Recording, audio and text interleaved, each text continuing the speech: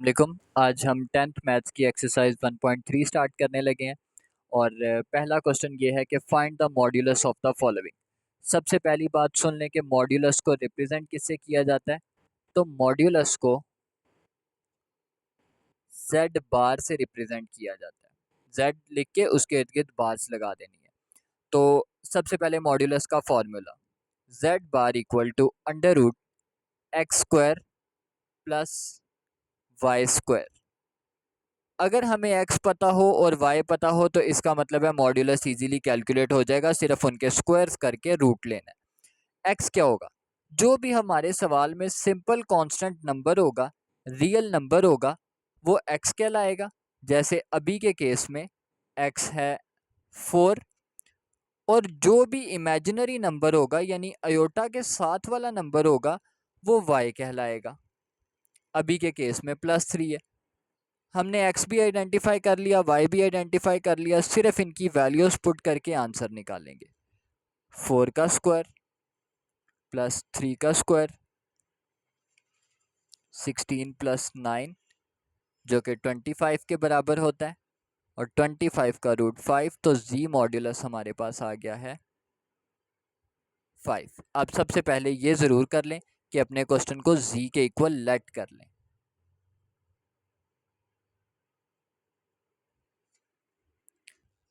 Second question है इसी तरीके से, पहले लेट करेंगे। Let z equal to -5 -4 iota. Modulus निकालना है तो फॉर्मूला लिखेंगे under root x square plus Y square. X हमारे पास है -5 और वाई भी हमारे पास है -4। एक्स ये वाला और वाई ये वाला। वैल्यूज पुट करेंगे, -5 का स्क्वायर प्लस -4 का स्क्वायर। याद रखें जब भी कोई चीज़ स्क्वायर से बाहर आएगी तो पॉजिटिव ही रहेगी, चाहे उसके साथ माइनस है वो प्लस में कन्वर्ट हो जाता है। स्क्वायर से हमेशा पॉजिटिव चीज़ ही बाहर निकलेगी। इसका स्क्वायर रूट आगे पॉसिबल नहीं है, तो ये यहाँ पे हमारा आंसर आ गया।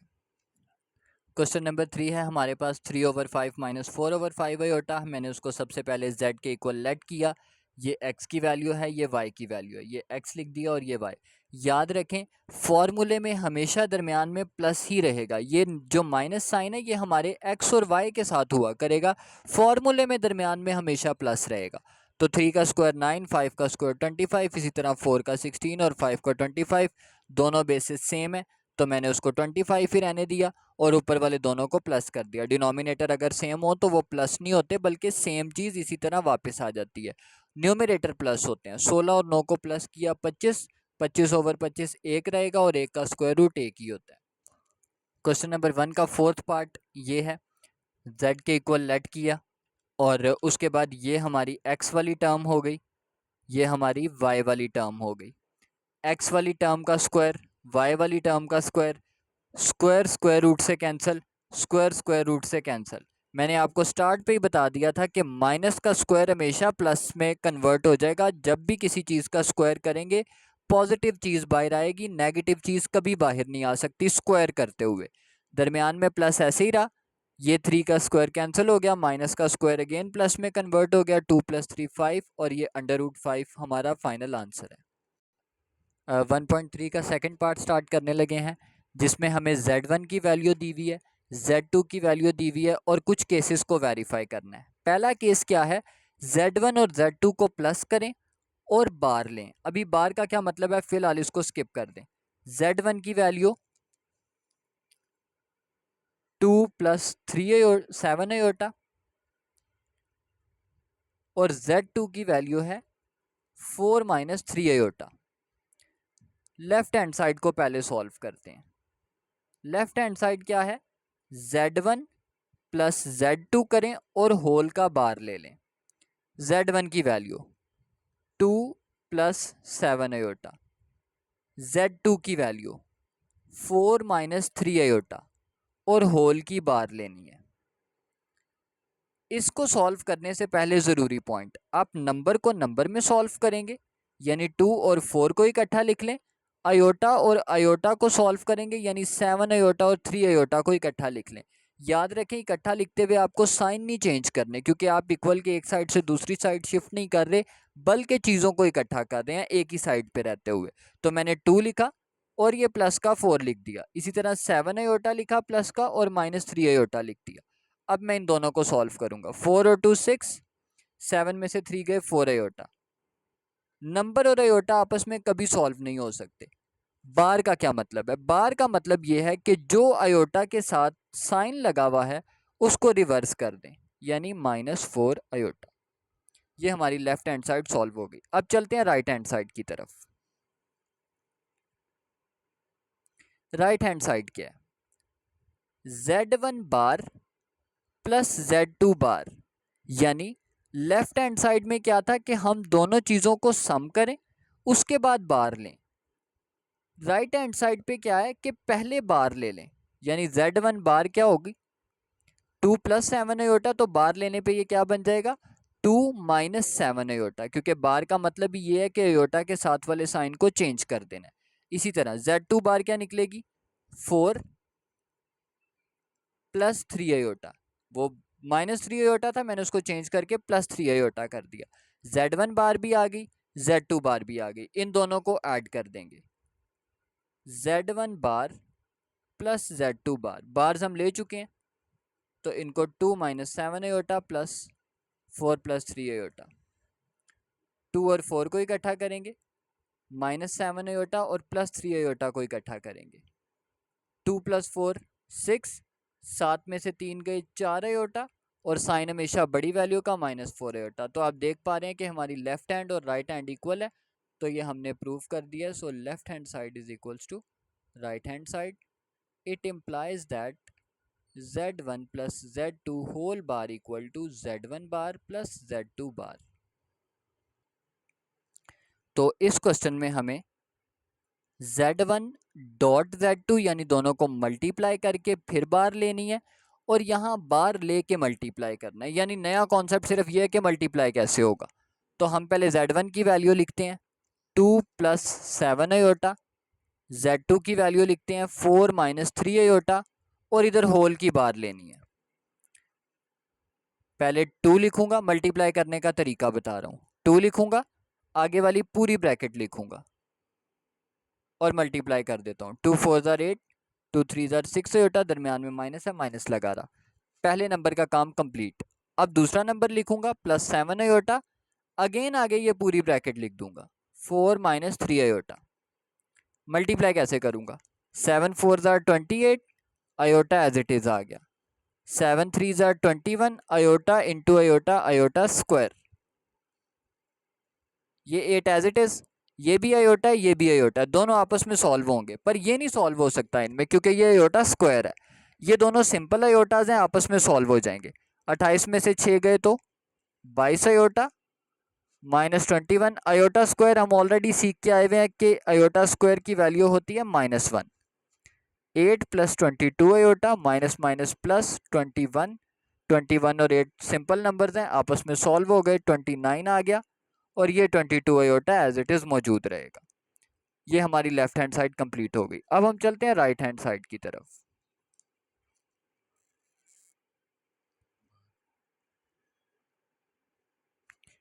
लास्ट पे एक और पॉइंट कि हमने बार को सॉल्व नहीं किया अभी तक, तो ये फाइनली आप ये ज़रूर करें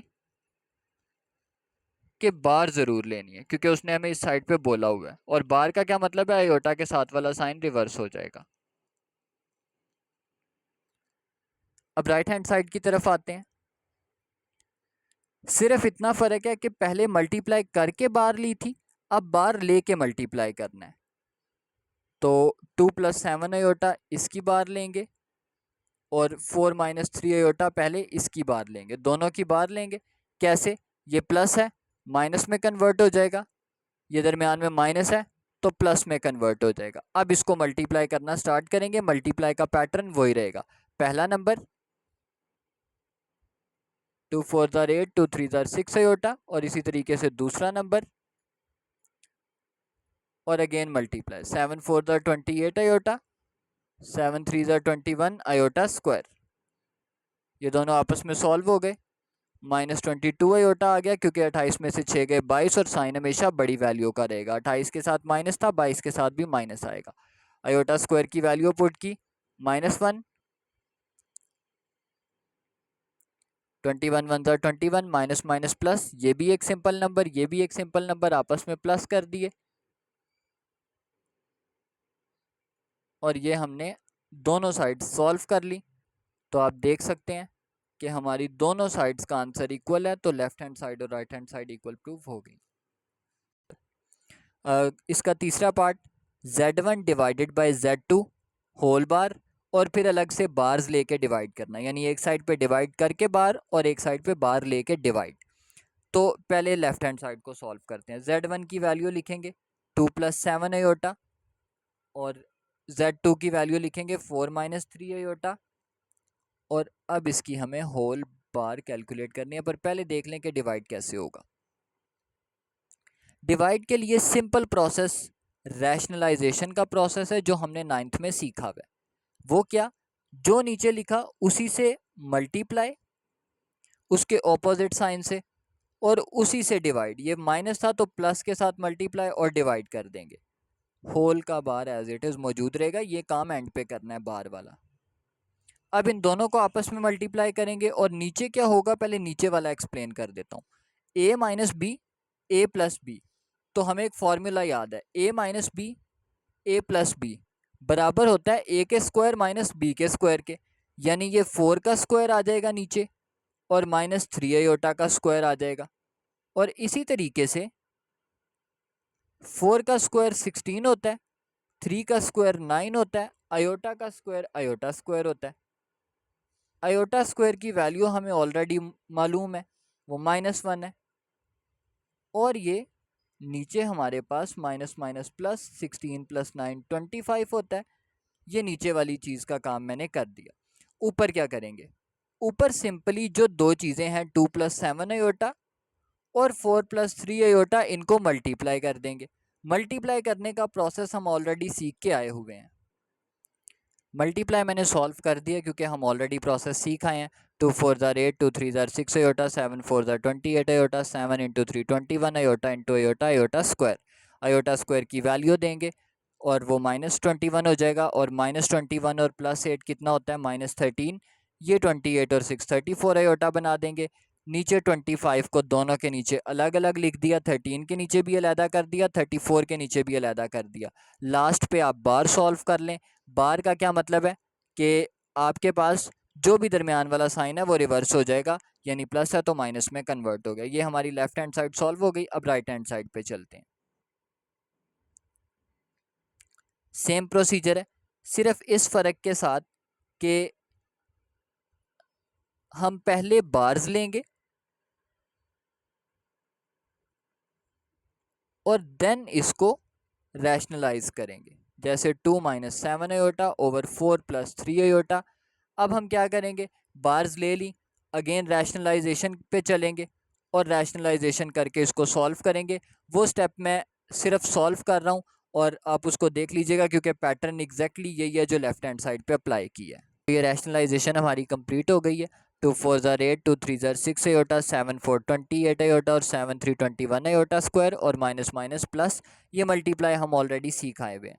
और उसके बाद अयोटा स्क्वायर की वैल्यू पुट की, वो -1 थी, ये पीछे वाला प्लस माइनस में कन्वर्ट हो गया। 8 और 21 -13 हो गए, दरमियान में ये दोनों प्लस होके 34 दे देंगे। और अगेन हम नीचे 25 को दोनों के नीचे सेपरेट करेंगे। लेफ्ट हैंड और राइट हैंड साइड्स बराबर हैं, तो इसका मतलब है कि हमारा ये पार्ट भी बिल्कुल एक्यूरेटली सॉल्व है। 1.3 का थर्ड पार्ट है, काफ़ी आसान है, ये बेसिक बेसिक से पार्ट है। जेड की वैल्यू हमें दी हुई है 5 - 2 अयोटा, और कहता है इन केसेस को वेरीफाई किया जाए। सबसे पहला केस क्या है, z डबल बार बराबर होगा z के। ये बात वैसे ही प्रूव की जा सकती है कि बार का क्या मतलब है, मैं इस साइन को उल्टाऊंगा, और डबल बार का क्या मतलब होगा कि वापस उसको उल्टा दूंगा, यानी जहाँ से शुरू किया था वहीं पे ख़त्म करूंगा, और दूसरी साइड पे सिंपल z है। तो आए इसको सॉल्व करते हैं। सबसे पहले z की वैल्यू लिखी 5 - 2 अयोटा, और उसके ऊपर डबल बार लगा दें। पहली बार सॉल्व करें, ये माइनस किस में चेंज हो जाएगा, प्लस में। एक बार सॉल्व हो गई, एक रह गई, वो लगी रहने दें। दोबारा बार लेंगे तो 5 - 2 अयोटा, ये लेफ्ट हैंड साइड हो गई। राइट हैंड साइड पे उसने कहा z की वैल्यू लिखो, z की वैल्यू क्या है, 5 - 2 अयोटा, ये एज इट इज़ रहेगा। तो देखें, लेफ्ट हैंड और राइट हैंड बराबर हो गई, इसका मतलब है ये पार्ट कंप्लीट हो गया। अगला क्वेश्चन, इन बार्स को देखते ही समझ आ जाना चाहिए कि इन बार्स का मतलब है कि हमें क्या कैलकुलेट करना है, मॉड्यूलस। और मॉड्यूलस का पहले पार्ट में हमने क्या फॉर्मूला पढ़ा था, z equal to under root x square plus Y square. याद है हमने ये मॉड्यूलस का फॉर्मूला पढ़ा था। और x क्या है, सिंपल रियल नंबर, और y क्या है, इमेजिनरी नंबर यानी आयोटा के साथ वाला नंबर। तो आए इसका मॉड्यूलस कैलकुलेट करते हैं। मॉड्यूलस कैसे कैलकुलेट होगा, ये x हो गया, ये y हो गया, तो अंडर रूट एक्स का स्क्वायर प्लस वाई का स्क्वायर, ये फॉर्मूला है हमारे पास। वैल्यूज डालते हैं, 5 का स्क्वायर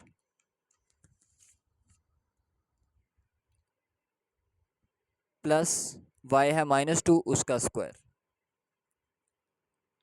तो 5 का स्क्वायर कितना हो गया 25, और 2 का स्क्वायर कितना हो गया 4।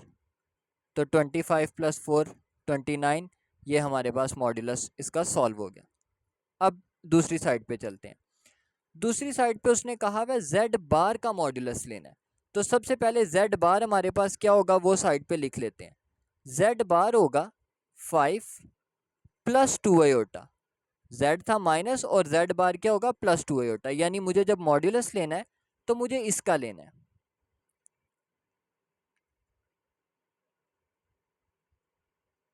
ये मेरे पास x की वैल्यू यानी 5 का स्क्वायर, ये मेरे पास y की वैल्यू यानी 2 का स्क्वायर। ये पॉजिटिव है तो इसीलिए मैंने अब नेगेटिव साइन नहीं डाला।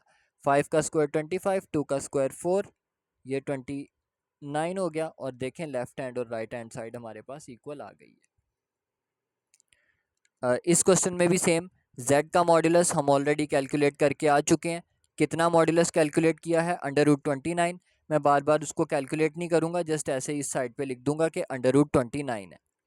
दूसरी साइड पे उसने बोला है -z का मॉड्यूलस निकालना है। सबसे पहले -z निकालते हैं। z की वैल्यू कितनी है 5 -2 आयोटा। तो -z की कितनी होगी, मैं इसके साथ माइनस को मल्टीप्लाई करवा देता हूँ। ये -5, ये माइनस माइनस +2 आयोटा, यानी -z की वैल्यू कितनी है -5 + 2 आयोटा। तो मैं जब इसका लिखूंगा, ये -z की वैल्यू है -5 + 2 आयोटा। इसका मॉड्यूलस कैलकुलेट करना है।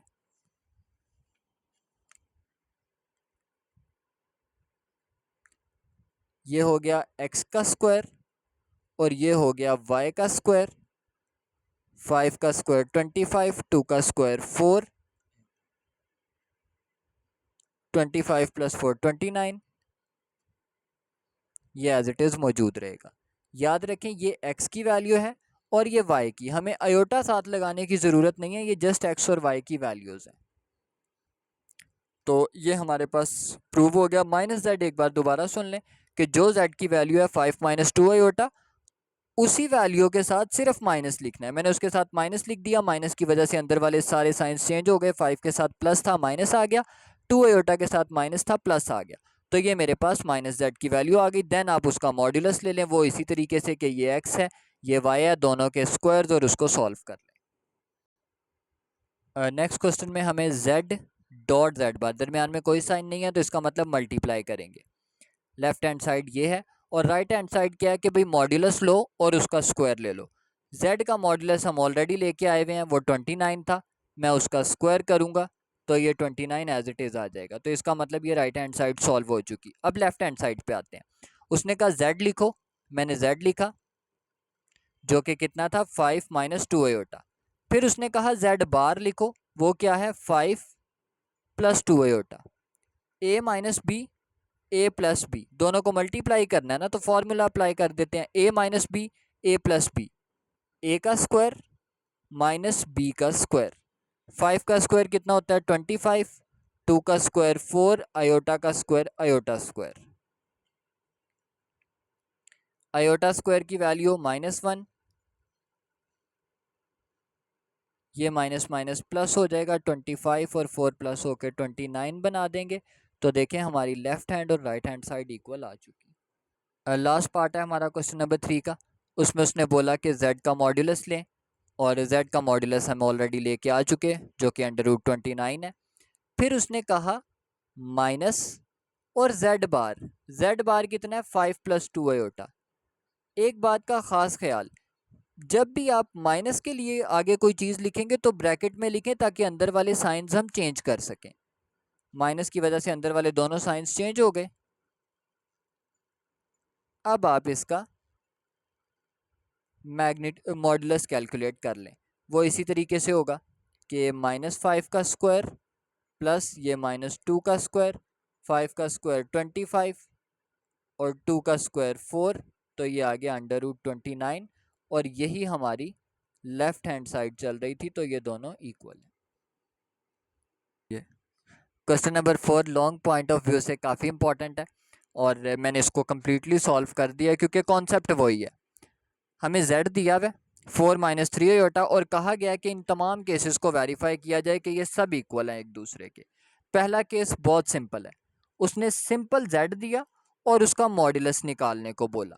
मैंने z की वैल्यू लिखी और मॉड्यूलस का निशान डाला और मॉड्यूलस कैलकुलेट कर दिया। कैसे? उसी फॉर्मूले से कि इसका स्क्वायर इस नंबर का square and that's it, solve हो गया। दूसरा केस है -z का मॉड्यूलस। मैंने माइनस लिखा एज इट इज और z की जगह जो z की वैल्यू थी यानी 4 - 3 आयोटा, ब्रैकेट में वो 4 - 3 आयोटा एज इट इज लिख दिया। ये माइनस है, माइनस की वजह से अंदर वाला साइन चेंज हो गया, ये बन गया -4 और ये बन गया प्लस का 3 आयोटा। अब मैंने दोबारा इसका मैग्नीट्यूड निकाला, ये -4 का स्क्वायर, ये +3 का स्क्वायर और अगेन 16 + 9 25 निकलेगा क्योंकि जब भी स्क्वायर होता है तो हमेशा पॉजिटिव आंसर निकलता है। तीसरी बात, z डबल बार का मॉड्यूलस। z की डबल बार हमें पता है कि जहाँ से शुरू करेंगे वहीं पे ख़त्म होगी। 4 - 3 आयोटा है, पहली बार लेने के बाद वो +3 आयोटा रह गया, फिर अगेन एक बार लेने के बाद वो -3 आयोटा बन गया। दोबारा इसका मॉड्यूलस कैलकुलेट करेंगे, 4 का स्क्वायर -3 का स्क्वायर और हमेशा प्लस वाली चीज़ बाहर निकलेगी। लास्ट पार्ट है -z बार। मैंने माइनस लिखा, z बार z की वैल्यू लिखी और ऊपर बार लिख दी। सबसे पहले मैंने बार सॉल्व की और फिर मैंने अंदर माइनस को मल्टीप्लाई करवा दिया। ये माइनस की वजह से दोनों साइन चेंज हो गए। याद रखना है पहले बार लेनी है फिर माइनस को अंदर मल्टीप्लाई करना है। अगेन मैंने मैग्नीट्यूड निकाला और अगेन वही साइन से फ़र्क नहीं पड़ेगा, तो ये दोबारा 25 आएगा और ये सारी साइड्स बराबर हैं। ये हमारा क्वेश्चन कम्प्लीटली सॉल्व हो गया। इस क्वेश्चन में हमें z1 और z2 दिया हुआ है और कहा गया है कि रियल पार्ट निकालो z1 z2 का, यानी z1 और z2 को मल्टीप्लाई करो और उसका आर ई का मतलब है रियल पार्ट निकालो। रियल पार्ट का क्या मतलब होता है? सादा नंबर, यानी कांस्टेंट टर्म निकालो, कांस्टेंट। तो सबसे पहले z1 z2 को मल्टीप्लाई कर लेते हैं। मल्टीप्लाई का मेथड हम ऑलरेडी सीख के आए हुए हैं, तो मैं इसको डायरेक्टली मल्टीप्लाई करूँगा। तो ये हमने डायरेक्टली मल्टीप्लाई कर दिया। 2 × 1 = 2, 2 आयोटा -3 आयोटा और 3 आयोटा का स्क्वायर। आयोटा स्क्वायर की वैल्यू -1 है, ये -3 हो गया। नंबर को नंबर में सॉल्व कर देंगे, -5, आयोटा को आयोटा में सॉल्व कर देंगे। अब बात आती है कि रियल पार्ट इसमें से क्या है। तो बहुत सिंपल है कि ये जो -5 है ये एक सादा नंबर है, तो ये हमारा रियल पार्ट है। और जो इमेजिनरी पार्ट है, ये आई एम का मतलब है इमेजिनरी पार्ट। तो इमेजिनरी पार्ट हमारा क्या है? इसी आंसर में ये जो z1 z2 को मल्टीप्लाई करके आया, इसी आंसर में बताना है कि इमेजिनरी क्या है। ये रियल था, ये -1 आयोटा के साथ वाला ये इमेजिनरी होगा, क्योंकि इमेजिनरी का मतलब होता है आयोटा के साथ वाला नंबर, आयोटा के साथ वाला नंबर। तो ये हमारी 1.3 कम्प्लीटली सॉल्व हो गई। उम्मीद है आपको ये एक्सरसाइज पूरी समझ आ गई होगी। अगर कोई भी क्वेश्चन आपको समझ नहीं आया तो आप कमेंट सेक्शन में ज़रूर पूछें, आपकी क्वेरी को ज़रूर आंसर किया जाएगा।